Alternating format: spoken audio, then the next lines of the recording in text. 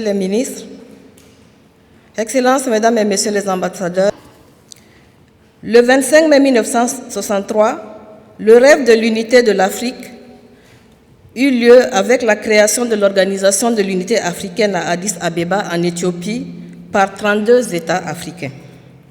À la suite, en 2002, un autre événement majeur dans l'évolution institutionnelle de notre continent a eu lieu avec l'avènement de l'Union africaine.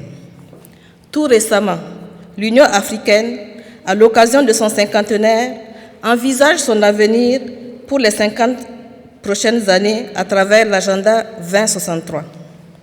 Bien plus que des dates, ce sont des repères qui peuvent contribuer à mieux comprendre ce qui se passe sur le terrain de la difficile construction de l'idéal panafricain. Comme on le dit bien souvent, c'est au bout de la vieille corde qu'on tisse la nouvelle. Les jeunes Africains, ici présents en Tunisie, ont le week-end dernier fait la démonstration de leur intérêt avec l'Union africaine par la simulation de l'Union africaine.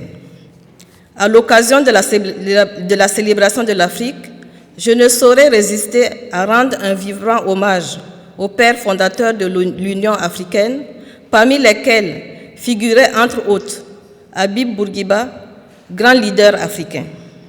En cette circonstance, je souhaite rendre hommage à notre pays hôte et frère qui, depuis son indépendance, s'est employé à raffermir les relations de coopération et de fraternité interafricaine.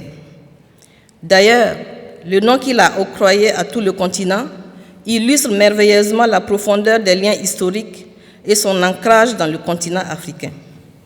Excellences, Monsieur le Président de la République, Mesdames et Messieurs, que sera l'Afrique dans 50 ans? Même si nous convenons de nous féliciter des progrès louables accomplis dans plusieurs domaines, force est de reconnaître que l'Afrique reste encore globalement un continent de pauvreté et de sous-développement. Plus que jamais, elle reste menacée par des instabilités politiques, des guerres civiles, la faim et la montée du terrorisme. Pour ma part, je reste convaincue que l'on peut tirer parti de la coopération entre pays africains pour un meilleur développement de nos États respectifs. À cet égard, nos États doivent consentir à notre outil commun, l'Union africaine, les ressources suffisantes et adéquates pour lui permettre de mettre en œuvre les priorités de l'Afrique. Les technologies de l'information et de la communication, l'assainissement et la réalisation des grands travaux d'infrastructure. Cependant, Monsieur le Président, comme il faut façonner l'argile pendant qu'elle est molle, il peut être regrettable qu'un si beau plateau soit entaché de nombreuses inquiétudes en termes de sécurité et de mobilité de la communauté africaine subsaharienne en Tunisie. En phase avec un adage africain qui dit « Pour nuire à quelqu'un, n'en dites pas de mal, mais trop de bien ».